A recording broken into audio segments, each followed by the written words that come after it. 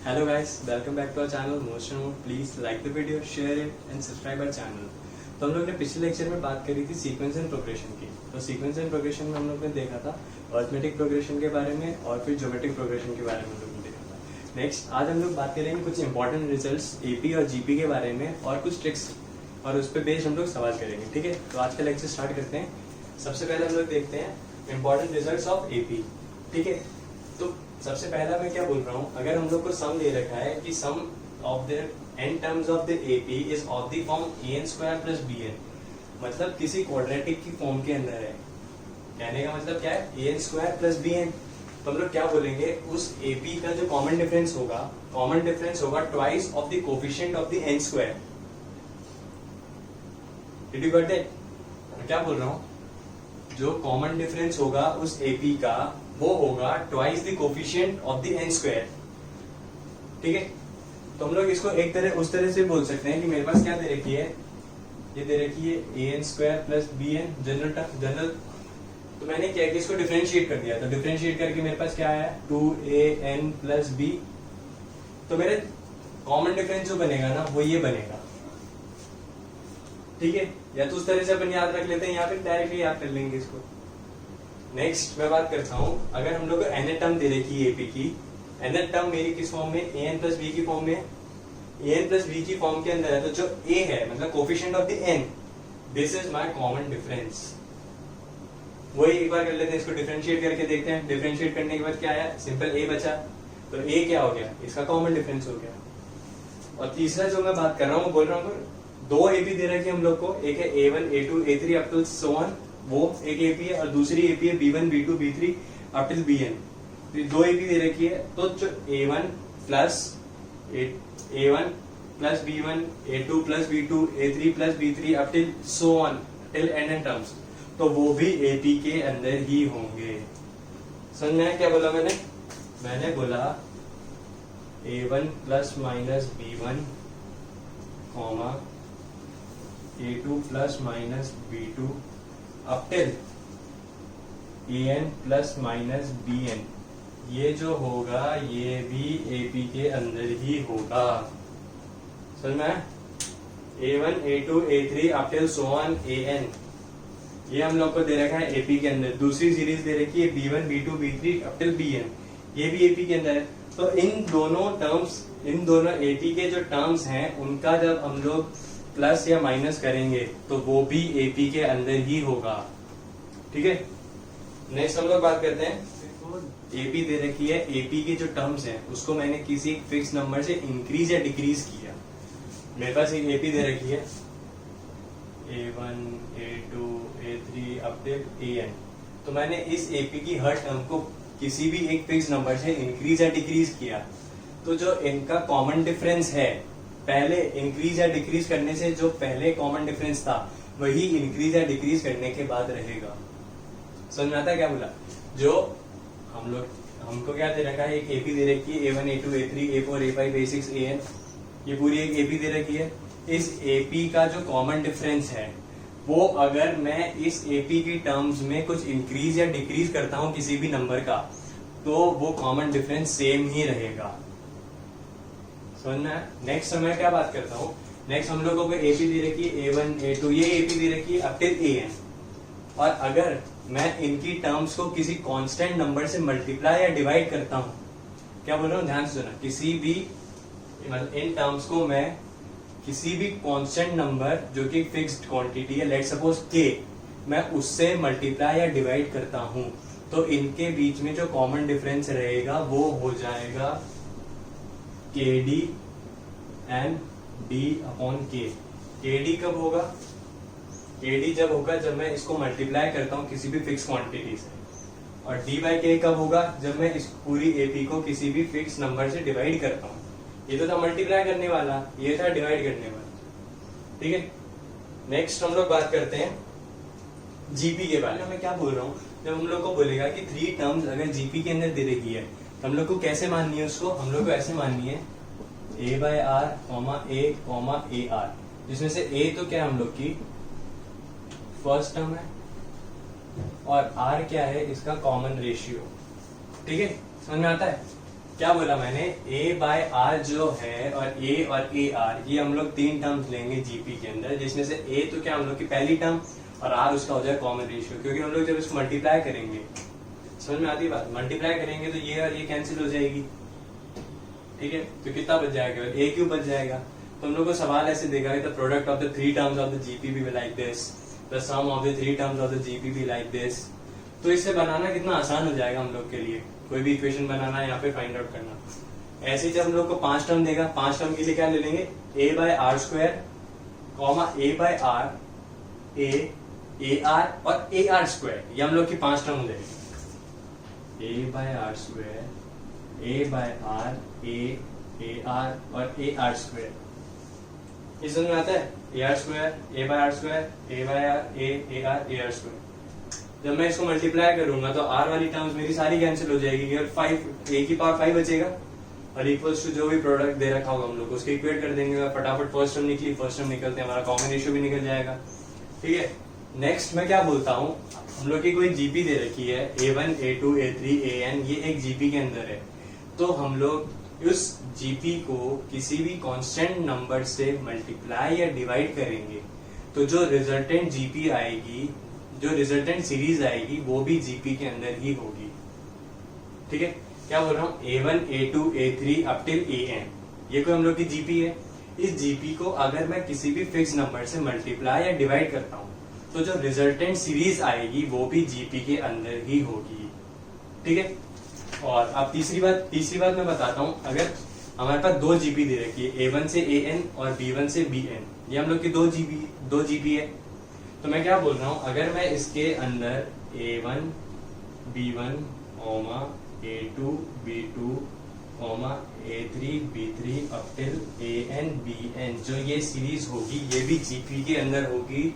इसका common ratio क्या हो जाएगा, R1 into R2, provided R1 तो है इस A1 A2 अप टिल इस AN का, उसका कॉमन रेशियो, और R2 जो है वो है B1 B2 B3 up till BN, इसका कॉमन रेशियो।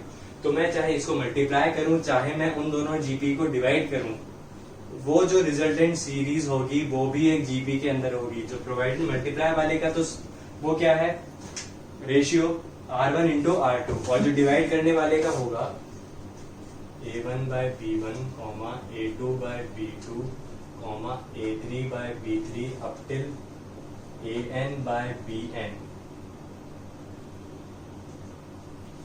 ये जो होगा, मतलब ये जो सीरीज निकलेगी ये भी हम लोग की जीपी होगी, और इसका जो कॉमन रेशियो होगा वो होगा R1 बाय R2, ठीक है। ये तो हो गई जीपी से रिलेटेड भी। अब हम लोग बात करते हैं क्वेश्चंस के ऊपर कि मेनली किस तरह के क्वेश्चंस आते हैं। कैसे पूछता है वो क्वेश्चन, कैसे पूछेगा, 16 term and 23rd term of an AP are -100 and -212, then we have to find out the 9th term. मतलब हम लोग को 16वीं और 23वीं टर्म दे रखी है, हम लोग को 9th टर्म पूछी है उसने कि 9वीं टर्म क्या होगी। तो चलिए इसको सॉल्व करते हैं। 16 टर्म का मतलब क्या हो गया, a प्लस 15d है ना, और 23rd का मतलब क्या हो गया,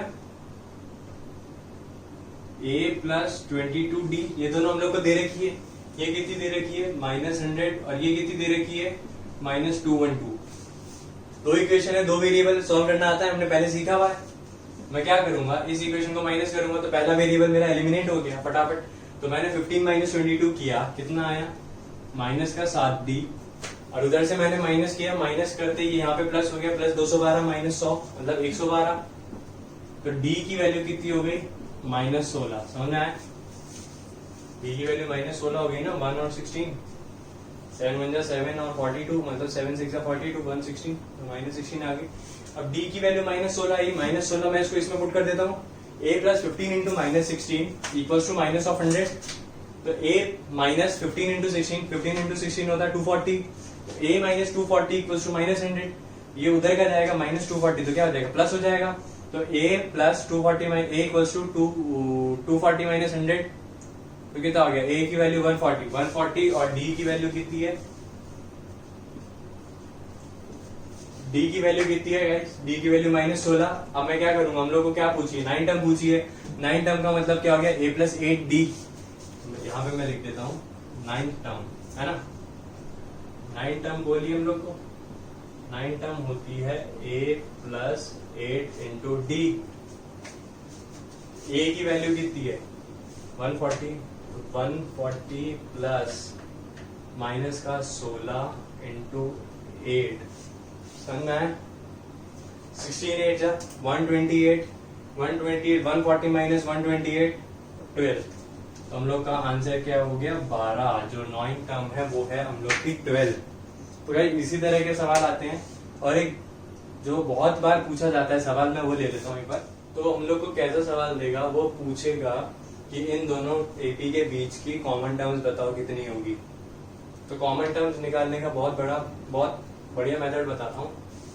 इसका कॉमन डिफरेंस कितना है, इस वाली एपी का कॉमन डिफरेंस है 2। इस वाली एपी का कॉमन डिफरेंस कितना है, इस वाली एपी का कॉमन डिफरेंस है 4। ठीक है, इसका एलसीएम कितना हो गया दोनों का 4। तो हम लोग की जो कॉमन टर्म्स की जो एपी बनेगी, जो सीक्वेंस बनेगा कॉमन टर्म्स का, उसकी जो कॉमन डिफरेंस होगी वो होगी 4। ठीक है, और स्टार्ट कहाँ से होगी, वो दोनों टर्म्स कॉमन कहाँ से स्टार्ट होगी 2 से। तो उसकी एक वैल्यू कितनी है 2, बी की वैल्यू कितनी है 4। कहाँ तक जाएगी लास्ट, वो जाएगी यहाँ तक कितनी 20 और 32 में से छोटा कौन सा है 20 वाला। तो मतलब 20 तक की कोई कॉमन टर्म निकलेगी, उसके बाद वाली तो दोनों के अंदर, ऊपर वाले के अंदर है नहीं तो नीचे वाले के अंदर होगी नहीं वो वाली टर्म। तो ठीक है, तो हम लोग को कहाँ तक देखनी 20 तक।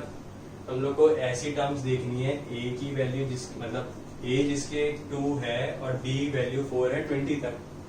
तो फॉर्मूला क्या हो जाता है a plus n minus 1 into d equals to t n होता है। तो यहाँ पे लास्ट टर्म कितनी होगी, लास्ट टर्म होगी 2 6 10 14 18। तो a की वैल्यू कितनी है 2 प्लस डी की वैल्यू कितनी है 4, n minus 1 into 4 equals to कितना 20। ठीक है, 2 उधर गया 80, n minus 1 equals to 18/4। n एक इंटीजर क्वांटिटी है, समझना मेरी बात क्या बोल रहा हूँ। n अगर एक इंटीजर क्वांटिटी है तो n minus 1 into 4 equals to 18 है ना। तो n minus 1 equals to 18/4 plus 1। ठीक है, 18/4 किया मतलब 4 पॉइंट समथिंग आया, 4 पॉइंट समथिंग आया मतलब 5। तो n की वैल्यू कितनी हो जाएगी 5 पॉइंट समथिंग। तो जाहिर सी बात है वो कोई एक फ्रैक्शनल नंबर तो हो नहीं सकती ना हम लोग की टर्म। तो हम लोग उसको इंटीजर लेंगे। इंटीजर जो क्या होगा, जितना नंबर है हम लोग का उसके जो क्लोजेस्ट इंटीजर है वो। तो n की वैल्यू हम लोग लेंगे 5। ठीक है, ये 5 पॉइंट समथिंग आया ना 4। ठीक है, 18/4 कितना हो गया 18/4 हो गया समथिंग 4.5 और प्लस 1 किया 5.5 तो मतलब 5। Number of common terms in the AP equals to 5। कुछ नहीं करना, हम लोग को जो दो सीरीज दे रखी है उन दोनों के कॉमन डिफरेंस का एलसीएम लेना है सबसे पहली बात। वो तो हम लोग का क्या होगा कॉमन डिफरेंस, और जो उसका फर्स्ट टर्म लेनी है, फर्स्ट टर्म हम लोग वो वाली लेंगे जिससे दोनों की सीरीज मैच करने स्टार्ट हो रही है। मतलब क्या, दोनों में पहली टर्म जो कॉमन आ रही है। ठीक है, फिर और लास्ट वाली टर्म कौन सी लेनी है, लास्ट वाली टर्म वो वाली लेनी है जो दोनों सीरीज में से जिसकी जो लास्ट टर्म है वो छोटी होगी, वो वाली लेनी है। ठीक है, तो इस तरह के सवाल आते हैं कि कॉमन टर्म्स दे देते, पूछ लेता है कि दो एपी के अंदर कॉमन टर्म्स कितनी होंगी। नेक्स्ट अब हम लोग बात करते हैं एक और इम्पोर्टेंट क्वेश्चन के ऊपर। वो क्या बोलेगा, 5 अर्थमेटिक मीन दे रखे हम लोग को 6 और 132 के बीच के अंदर। हम लोग को बोलेगा उस एपी की कॉमन डिफरेंस बताओ। ठीक है, अर्थमेटिक मीन दे रखा है 5 arithmetic mean between 6 and 32। There are 5 arithmetic mean between 6 and 32। मतलब 5 अर्थमेटिक मीन है 6 और 132 के बीच में। तो उसने क्या बोला हम लोग को, find the common difference of that AP. तो मैं क्या बोलूंगा, इसका डायरेक्ट फॉर्मूला है common difference equals to b minus a upon n plus 1। ठीक है, ये क्या बोल रहा हूं मैं, ए की वैल्यू हम लोग के इसके अंदर कितनी है 6, बी की वैल्यू कितनी है 132। If there are n arithmetic between the two numbers a and b, then their common difference is given by b minus a upon n plus 1। क्या बोल रहा हूं मैं, अगर हम लोग को एन अर्थमेटिक मीन दे रखे हैं दो नंबर्स के बीच में ए और बी, तो उसका जो कॉमन डिफरेंस होगा वो होगा b minus a upon n plus 1। तो इस क्वेश्चन में देखते हैं इसके अंदर क्या बोला उसने।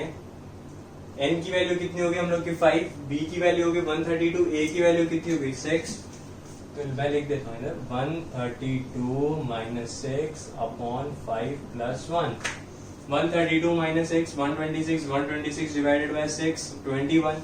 तो कॉमन डिफरेंस कितना हो गया उसका 21। तो नेक्स्ट क्वेश्चन क्या दे रखा है, 3 terms of the GP, find the 3 terms of the GP having sum equals to 52 and product as 1728। तो मैंने अभी थोड़ी देर पहले हमने क्या पढ़ा था, अगर हम लोग क्वेश्चन में पूछा 3 टर्म जीपी की निकालनी है तो मैंने क्या बोला था आपको, क्या सपोज करना है उसको a बाय आर, a और a आर।